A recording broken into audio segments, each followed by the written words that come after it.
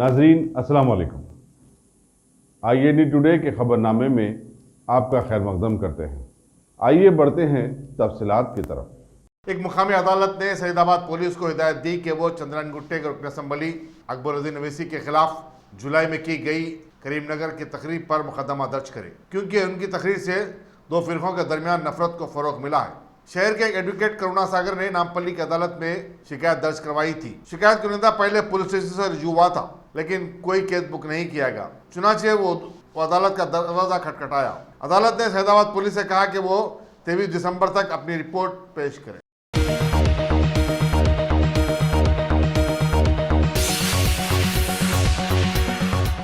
Balapur police station के सामने एक असिस्टेंट सब इंस्पेक्टर ने खुदसूजी की कोशिश की, लेकिन उसकी वजूहात का सही तौर पर इल्म नहीं हो सका। पुलिस राय के मुताबिक बदंगपेट का रहने वाले नरसिम्हा का, जो बालापुर पुलिस स्टेशन से वाबस्ता था, हाल ही में मंचाल पुलिस स्टेशन को तबादला कर दिया गया था। उन्हें DRDO अपोलो हॉस्पिटल को मुंतकिल किया गया, जहां उनका इलाज जारी है।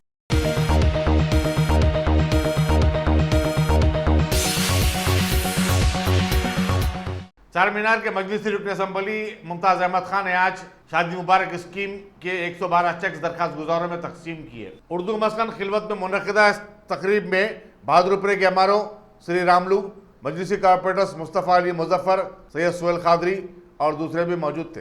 अस्सलाम वालेकुम। आज असम्बली हल्के चार मीनार के अंदर शादी मुबारक के 112 चेक्स तकसीम किए गए, जिसके जुमला 1,05,02,019 रुपये दिए गए। अल्हम्दुलिल्लाह मजलिस इत्तेहादुल मुस्लिमीन मुसलमानों में पसमानदगी को महसूस करते हुए हुकूमत से नुमाइंदगी करके ये शादी मुबारक स्कीम का आगाज़ किया। आज अल्हम्दुलिल्लाह चूँकि पहले 50,000 रुपये दिए गए, जब हमने लोगों ने ये महसूस किया कि नाकाफ़ी हैं, तो उसके बाद 75,000 रुपये दिए गए। फिर आज अल्हम्दुलिल्लाह 1,06,616 रुपये 1,01,16 रुपये दिए जा रहे हैं। ये बड़ी अच्छी बात है। और इससे हटकर भी तालीमी मैदान में जो हमारी पसमानदगी है उसको महसूस करते हुए आज अल्हम्दुलिल्लाह रेसिडेंशियल स्कूल चलाए जा रहे हैं, जहाँ पर हज़ारों की तादाद में मुस्लिम तलबा और तालिबात हासिल कर रहे हैं। वहाँ पर भी एक स्टूडेंट्स पर हुकूमत की जानिब से 1,26,000 रुपये सालाना ख़र्च किए जा रहे हैं। बहरहाल मजलिस इत्तेहादुल मुस्लिमीन रात और दिन काम करते आ रही है। जैसा कि मैं इस हल्के के एक MLA की हैसियत से और हमारे साथी कारपोरेटर्स मुजफ्फर साहब, राहिल साहब, महमूद खादरी साहब और हमारे तमाम इब्तिदाई के सदर मोतमदीन रात और दिन आवाम के दरमियान में रहकर, इससे हटकर भी उनके दीगर जो मसाइल हैं उनके मसाइल को मालूम करके उनके मसाइल को हल करवाने के लिए पूरी कोशिश की जा रही है। अल्हम्दुलिल्लाह मेरी आवाम से यही गुजारिश है कि आइंदा भी आप गवर्नमेंट के जो स्कीमात हैं उससे इस्तेफ़ादा करें और आपको किसी ब्रोकर के ज़रिए किसी स्कीम में फॉर्म दाखिल करने की ज़रूरत नहीं है। आप खुद जाकर कर सकते हैं। अगर आपको किसी किस्म की दुश्वारी होती है तो मेरे पास या हमारे साथी कारपोरेटर्स और हमारे इब्तिदाई के सदर मोतमदीन से आप मशवरा लेकर आप अपने फॉर्म दाखिल करिए। अभी हमारे एमआरओ साहब कह रहे थे कि शादी मुबारक स्कीम के अंदर ब्रोकर्स के ज़रिए ये फॉर्म सबमिट किए जा रहे हैं। ये मासूम औरतों को ये धोखा देकर ये लोग इनसे काफ़ी रकम हासिल करके ये मंजूर करवाते, बल्कि वायदा करते हैं, उसमें उनका कोई अमल दखल नहीं होता। वो लोग रास्त तरीक़े से दाखिल कर सकते हैं। बहरहाल मेरी आवाम से यही गुजारिश है कि मजलिस इत्तेहादुल मुस्लिमीन आज आपके दरमियान में रहकर ईमानदारी और दियानतदारी से काम कर रही है। आने वाले हालात के अंदर भी आप मजलिस इत्तेहादुल मुस्लिमीन से वाबस्ता रहकर मजलिस इत्तेहादुल मुस्लिमीन को और मजबूत और मुस्तकम करें।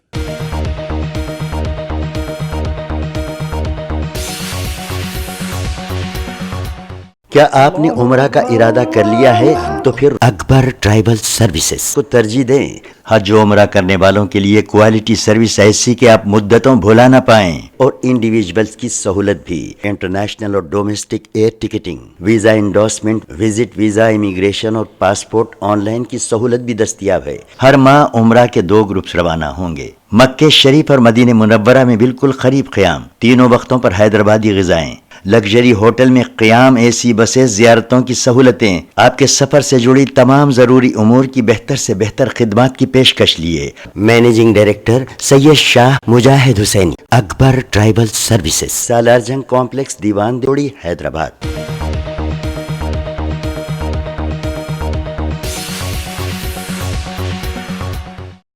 रियासती चीफ मिनिस्टर के चंद्रशेखर राव ने साबिक रुकन असम्बली और सीपीआई के सीनियर लीडर यादगिरी रेड्डी के देहांत पर गहरे दुख का इजहार किया है। वो 1985 से लेकर 1994 तक जिले नलगुंडा के रमनापेट से 3 मरतबा असम्बली के लिए मुंतखब हुए थे। चंद्रशेखर राव ने कहा कि यादगिरी रेड्डी मुंकसिर मिजाजी और सादगी के लिए मशहूर थे। चीफ मिनिस्टर के चंद्रशेखर राव ने Andhra Pradesh public service commission के साबिक सदर नशीन और जामिया उस्मानिया के साबिक वाइस चांसलर प्रोफेसर रामकृष्णन के देहांत पर भी ताज़ियत का इजहार किया।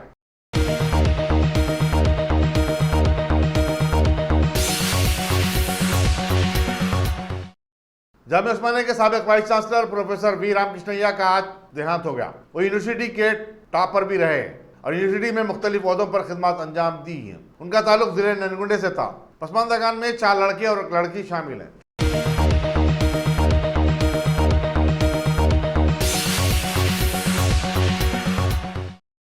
तेलंगाना राष्ट्र समिति के अरकान पार्लियामेंट ने नेशनल स्किल डेवलपमेंट कॉरपोरेशन पर जोर दिया कि वो आबादी के तनासुब से रियासत में अपने तरबियती मराकज़ कायम करे ताकि कबायली इलाकों के नौजवानों को इस्तेफादे का मौका फराहम हो सके। इन अरकान पार्लियामेंट ने दिल्ली के तेलंगाना भवन में कॉरपोरेशन के नुमाइंदों के साथ एक इजलास भी मुनक़िद किया।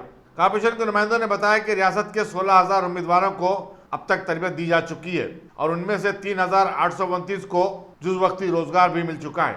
इजलास में शरीक अरकान पार्लियामेंट में नामा नागेश्वर राव, डॉक्टर रंजीत रेड्डी, पी दयाकर, बीबी पाटिल, पी रामलू, बंडा प्रकाश और बी लिंगैया यादव काबिल जिक्र हैं।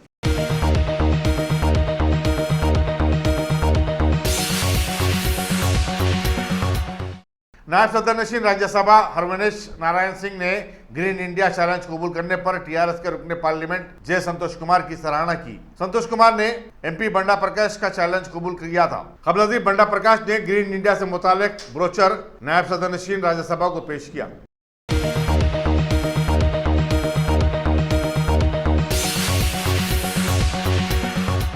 चड्डी गैंग से मिलती जुलती एक टोली ने आज सुबह के अवलिन सातों में नवा इलाके हयात नगर के कदूर के 2 मकानात में नखबजनी करते हुए हलचल मचा दी। बताया जाता है कि 6 रुकनी नामालूम टोली रात देर गए 2 बजे दरवाजों को तोड़कर 2 मकानात में घुस पड़ी और फिर मकीनों को डरा धमका कर तलाए जेवरात और नकदी लेकर फरार हो गई। टोली ने खवातीन के जिस्म पर मौजूद तलाए जेवरात भी उतार लिए और लेकर चलते बने। पुलिस इलाके में मौजूद सीसीटीवी कैमरों की मदद से मुलजिमीन के बारे में पता चला रही है।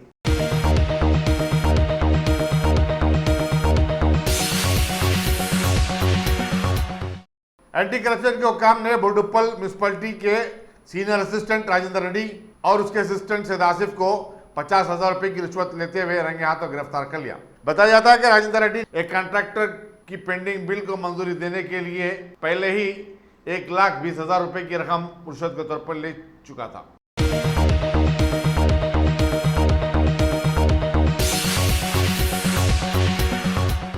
एनसीसी की परेड इतवार 24 नवंबर को परेड ग्राउंड सिकंदराबाद में मुनक्किद होगी। Air marshal J Chalapathi, commandant air force academy और general officer commanding Telangana sub area major general R K. Singh मेहमानान खुसूसी होंगे और परेड की सलामी लेंगे। फिल्म अदाकार महेश बाबू की भी शिरकत मुतवक्को है। परेड के बाद एनसीसी के कैडेट्स की तरफ से एक रंगारंग कल्चरल प्रोग्राम भी पेश किया जाएगा।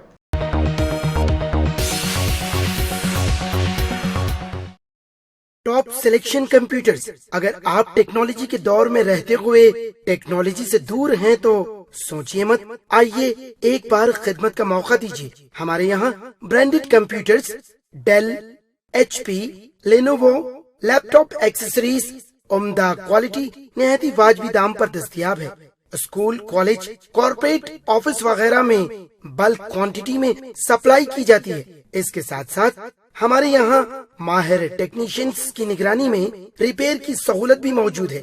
अगर आप अपने घर, दुकान, सोसाइटी, स्कूल वगैरह को सेफ और क्राइम फ्री बनाना चाहते हो तो इंस्टॉल कीजिए सीसीटीवी कैमरा जो HD क्लियरिटी के साथ दस्तयाब है। गुज़िश्ता 10 साल से मुल्क भर में अपनी इन तमाम खिदमात को जारी रखते हुए आपके एतमाद को बरकरार रखने वाला नाम top selection computers, Vijayanagar colony, beside Riyan hotel, Hyderabad.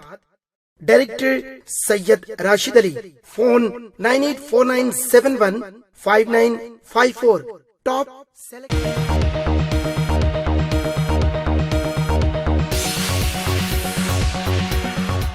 TRS के रुकने पार्लियामेंट टी नागेश्वर राव ने कहा कि तेलंगाना में प्लास्टिक से पाक करने की मुहिम शुरू की गई है। लोकसभा में आलूदगी के मसले पर मुबाहिस में हिस्सा लेते हुए उन्होंने कहा कि खम्मम के जिले कलेक्टर ने एक अनोखी स्कीम शुरू की है जिसके तहत 1 किलो प्लास्टिक लाने वालों को 1 किलो मुफ्त चावल दिया जा रहा है। उन्होंने बताया कि इस स्कीम से शहरियों में एक अच्छा पैगाम दिया गया है। नागेश्वर राव ने बताया कि उनकी रियासत माशरे को आलूदगी से पाक बनाने की जंग में सबसे आगे है। जिस तरह से बोला सब ये बहुत महत्वपूर्ण मुद्दा है। इसमें सर रिसेंटली जो है सब 2-3 इश्यूज को हाउस का दृष्टि में लेके आना चाहता है। हम लोग का ऑनरेबल प्राइम मिनिस्टर और चाइना का जो प्रेसिडेंट जब मिला था महाबलीपुरम में जब मॉर्निंग वॉकिंग में जब प्राइम मिनिस्टर जा रहा था वो जो समुद्र का बगल में चलते चलते पूरा जो प्लास्टिक के झोले में लगा के पूरा जो प्लास्टिक को लेके लेके आए वो बहुत वायरल हुआ है एंटायर कंट्री में। एक अपना कंट्री में नहीं, वर्ल्ड में भी, एंटायर वर्ल्ड में भी जो है ना बहुत वायरल हुआ है। इसका मतलब अभी ऑनरेबल मेंबर ने अभी बोल रहा था वही प्लास्टिक समुद्र का बगल से जो है ना समुद्र में चले जाएगा, मछली खाएगा, उसकी वजह से हम लोग का इफेक्ट होगा। वो बहुत रिसेंटली का जो है सब ये बहुत हुआ है। दूसरा, हम गवर्नमेंट को जो है सब 2 सजेशन देना चाहता है। रिसेंटली जो है हमारा तेलंगाना चीफ मिनिस्टर ने एक प्रोग्राम किया था 30 डेज का विलेज को डेवलप करने के लिए, विलेज को क्लीन करने के लिए। उसमें एक कलेक्टर ने क्या किया है कि जो प्लास्टिक कलेक्ट करने के लिए जो प्लास्टिक 1 केजी प्लास्टिक लेके आएगा 1 केजी राइस हम लोग दे देगा। 1 केजी प्लास्टिक जो भी लेके आएगा और 1 केजी राइस दे देगा। अगर वो जो है सब 1 केजी राइस और 1 केजी प्लास्टिक लेने के बाद इतना कलेक्ट हो गया, अभी वो कलेक्टर जो ये कर दिया था वो विलेजेस पे तो अभी प्लास्टिक नहीं मिल रहा है। वो कलेक्टर को रिसेंटली हम लोग इधर दिल्ली में बुलाया, एक कमेटी का मीटिंग में उसका प्रेजेंटेशन भी करवा दिया। हमारा रिक्वेस्ट है सब ये गवर्नमेंट जो है इसको थोड़ा देखे, हर एक चीज में जो है हमारा तेलंगाना नंबर 1 में रहेगा इंडिया में, इसमें भी हम लोग नंबर 1 में है। 1 केजी प्लास्टिक 1 केजी राइस। दूसरा सजेशन यही है साहब कि नरेगा का जो है सब महात्मा गांधी नरेगा का जो इशू है उसमें भी जो है हम लोग अगर इसको याद कर दे, उसको इंक्लूड करके प्लास्टिक में जो लेके आएगा और उसको जो है ना हम लोग जो है उसको उसमें याद करने से काफी प्लास्टिक का इशू खत्म हो जाएगा सर। ये प्लास्टिक का इशू बहुत महत्वपूर्ण मुद्दा है जो गवर्नमेंट जो ले आया है वो सही टाइम में जो है ना एडवांस अभी अपना डेवलपिंग कंट्री में राइट टाइम में अपना जो गवर्नमेंट जो प्राइम मिनिस्टर ने जो इशू को लेके गया है ये बहुत अच्छा का बात है sir. Thank you sir.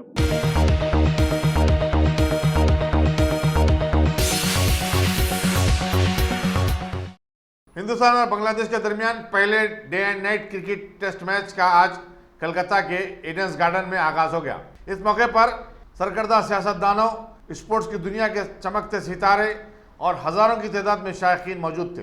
Bangladesh की वज़ीर-ए-आज़म शेख हसीना और मगरबी बंगाल की चीफ मिनिस्टर ममता बनर्जी ने ईडन गार्डन में घंटी हिलाकर खेल के आगाज का रस्मी ऐलान किया। तकरीबन 4 साल के पसोपेश के बाद हिंदुस्तान ने day night cricket test match खेलने पर आमदगी जाहिर की है। बीसीसीआई के नए सदर सौरव गंगुली के सर इसका सहरा जाता है। 4 दिन तक जारी रहने वाले इस मैच के सारे टिकट पहले ही फरोख्त हो चुके हैं। स्टेडियम के बाहर टिकट ब्लैक में 5 गुना जायद कीमत पर फरोख्त किए जाते हुए देखे गए। शेख हसीना और ममता बनर्जी का स्टेडियम में दाखिले पर शानदार खैर मकदम किया गया। पुलिस बैंड सामे नवाजी कर रहा था। स्पोर्ट्स की दुनिया के जो सितारे ईडन गार्डन में मौजूद थे उनमें Sachin Tendulkar, Olympic hero Abhinav Bindra, P Gopichand, PV Sindhu, Sania Mirza, मेरी कॉम वगैरह शामिल थे। कलकत्ता की अहम यादगारों जैसे शाहिद मीनार और कलकत्ता के पार्क्स को बरखी खमखमों से सजाया गया है।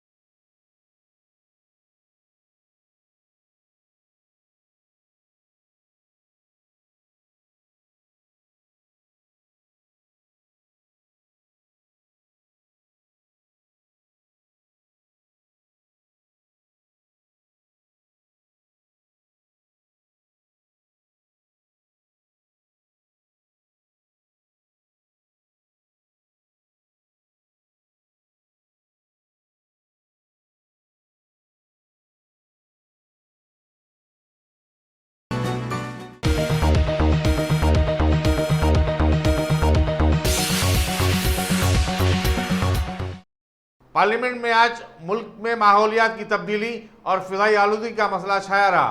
कांग्रेस के अधीर रंजन चौधरी और केरला के रुकन पार्लियामेंट शशि थरूर ने अपनी तकारीर में कहा कि अगर फिजाई आलूगी जैसे मसले पर काबू पाने के लिए जंगी इकदाम नहीं किए गए तो आने वाले बरसों में मुल्क एक शदीद बहरान से दोचार हो सकता है। Discussion is going on under Rule 193 on the issue air pollution and climate change. Sir, the issue is itself an explanatory that it has an wider ramifications. And to start with, I must admit that there must be some sorts of global initiative because it is not confined to India or any region. It's a global phenomenon, and that is why it has to be dealt with globally. And since 1992, we are going to that direction. United Nations Framework Convention we have adopted. Kyoto Protocol we have adopted. Thereafter, Paris Agreement accepted. Katowice package also adopted. Our approach is based on the principle of equity and equal but differentiated responsibility and respective capacities. Recently, we have adopted the rule book on the basis of nationally determined contributions. Sir, nobody under the sun is spared from the onslaught of air pollution and climate crisis. From the upper reaches of atmosphere to the darkest depth of sea, everywhere it is killing us. There is an African proverb that if you want to go alone, go quickly. But if you want to go far, go together. So there must be an approach of going together, and we are following that dictum. Human civilization and Earth's ecological system are always colliding. And the virulent, more destructive manifestations of that collision is the climate warming and climate crisis. So now we have to do one thing, that what goes up must go down. कल हमारा संजय जायसवाल जी एक example खड़ा किया था कि London में 1952 में London में जिस तरीके से वहां स्मॉग आई थी, उसमें 4 दिन लंदन में धूप नहीं था, सूरज को देखने को नहीं मिला, और इसके चलते 4000 लोगों की मौत एक हफ्ता में हुई, कई हफ्ते के अंदर 8000 मौत हुई, और ये मौत हुई रेस्पिरेटरी प्रॉब्लम और एस्फिक्सिएशन, डॉक्टर साहब है यहाँ। लेकिन लंदन में 1956 में पार्लियामेंट कानून पारित किया, आउटलॉइंग कर दिया कि कोल बर्निंग बंद कर दिया, इंसेंटिवाइजेशन की इंतजाम किया, और देखिए 1952-56 के बाद आज तक वहां की इस हालत पैदा नहीं हुई। सर, कुछ साल पहले चाइना में एयरपोकैलिप्स हम लोग देखा है, चाइना में भी ऐसा हुआ कि 246 मिलियन पीपल अफेक्टेड हो गए थे, वो भी इससे निपट लिया। सर, यूएस है, यूरोपियन कंट्रीज है, हर कंट्री एक एक फॉर्मूला, एक एक मैकेनिज्म अडॉप्ट करते हैं उन लोगों को, उन देश को संभालने के लिए। हमारा यहाँ क्या है? हमारे जो कुछ है, our approach, specially domestically our approach is spasmodic in nature. It is spasmodic in nature. We do not have any long-term perspective. When today is a rallying point, a rallying topic is air pollution, because Delhi has been affected, number of cities have been affected. So it becomes a rallying topic of air pollution. But after few weeks, everybody will be forgotten of what has taken place Delhi and other areas. ये बात होता है कि परेली परेली परेली है, परेली के तो बाजाई है, लेकिन हमें इसके निपटने के लिए क्या करना चाहिए? हम अभी इसरो जाने के लिए 3 दफा इसरो के जरिए 3 दफा चांद जाने के लिए तैयार बैठे हैं। जरूर जाएंगे हमारे साइंटिस्ट।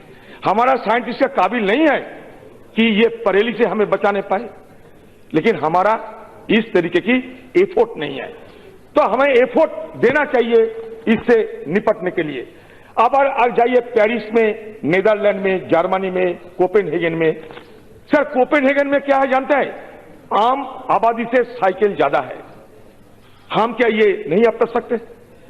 हमारे कार के लिए Thank you very much, Mr. Chairman. I'm grateful for this opportunity to speak on this extremely important subject, because I've actually been leading an effort to help deal with it for the last 3 years. I've taken the initiative to bring together a group of civil society stakeholders, healthcare experts, practitioners, Director General of AIMS, technical experts, and a few fellow MPs who are willing to accept my invitation to an annual closed-door discussion on the magnitude of the current crisis of toxic air quality across our country. The discussions in 2017, 2018, also this year, dealt not only with the current state of air quality, but also extended to deliberations on what we could possibly do as concerned citizens and as elected representatives to create and implement a national action plan on cleaning up our air. Since the inaugural meeting in 2017, this platform has brought together some of the most accomplished and experienced stakeholders on this issue of vital national importance, including for the first time this year, the Honorable Minister of the Environment, our good friend Sri Prakash Javadekar, who addressed this year's gathering in a comprehensive ideation of this government strategies to address air pollution. So I think we're on the right track, and I'm glad to see that the Honorable Speaker has taken this conversation forward at a time when it simply cannot be ignored anymore, because, I'm sorry this is the case, the issue of air pollution has simply so far, until this debate, so far not been given the due recognition it deserves, or even serious discussion within the walls of this august chamber. In the few times it has become a political hot potato, it's always in the few weeks before and after Diwali. In fact, just after Diwali is when the debate also peaks, as does the AQI. And the situation we have is focused on urban centers, is very often reduced to a Delhi-Punjab debate, and honestly that misses the larger point, that this is a national crisis, a perennial issue, not just in November, and it's a pan-Indian problem we must solve together. The 2017 State of the Global Air Report, there is one more last year, I've not seen it, published by the Health Effects Institute, revealed that since 1990, the number of ozone-related deaths in India has risen by 150%. Staggering figure.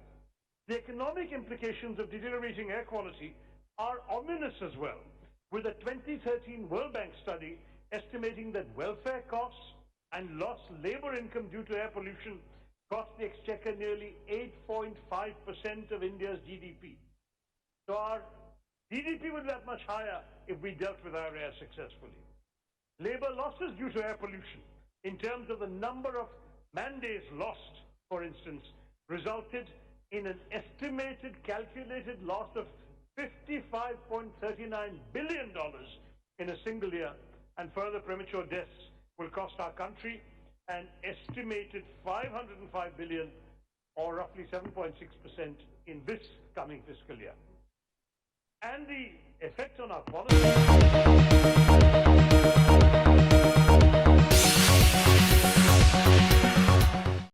NCP, Congress और दूसरी 6 हलीफ जमातों के दरमियान मशावरत में आज महाराष्ट्र के chief minister के ओहदे के लिए उद्धव ठाकरे के नाम पर इत्तेफाक राय पाया गया।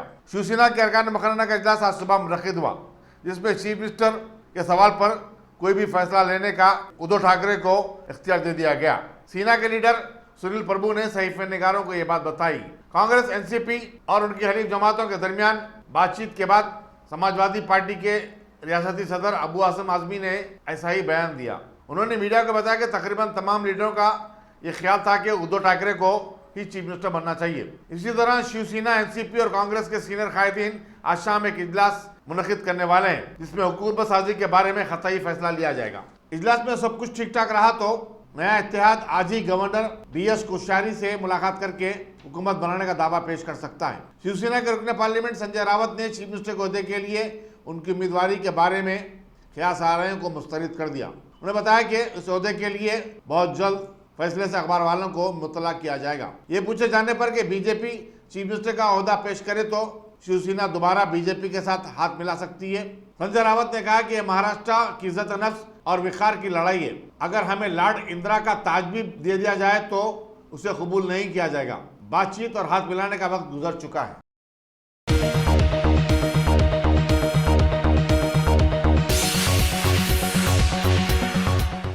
IIT मद्रास की तालिबा फातिमा लतीफ की मौत की CBI तहकीकात का मुतालबा करते हुए NSUI ने मद्रास हाईकोर्ट में रिट दरख्वास्त दाखिल की है। IIT के तलबा जो फातिमा के साथ इंसाफ का मुतालबा करते हुए मंगल से भूख हड़ताल कर रहे थे, उनके मुतालबात कबूल किए जाने के बाद अपनी भूख हड़ताल को ख़त्म कर दिया। तलबा का अहम मुतालबा था कि ज़हनी तौर पर दबाव और तनाव का शिकार तलबा की काउंसलिंग के लिए माहिरीन नफ्सियात पर मुश्तमिल एक पैनल तश्कील दिया जाए और फातिमा लतीफ़ के ख़ानदान वालों की तरफ से लगाए गए इल्ज़ामात की अंदरूनी तहकीकात करवाई जाए। फातिमा लतीफ़ के वालिद ने इल्ज़ाम आयद किया कि उनकी 19 साल लड़की के खुदकशी नोट में लिखा कि प्रोफेसरों ने उसके मजहब को लेकर उसे हिरासा कर रहे थे। चेन्नई के पुलिस कमिश्नर AK विश्वनाथन ने बताया कि CBCID की खुसूसी टीम तश्कील दी गई है जो कैंपस के गेस्ट हाउस में प्रोफेसरों से पूछताछ कर रही है। फातिमा लतीफ़ कैंपस के सरायो हॉस्टल में मुकीम थी।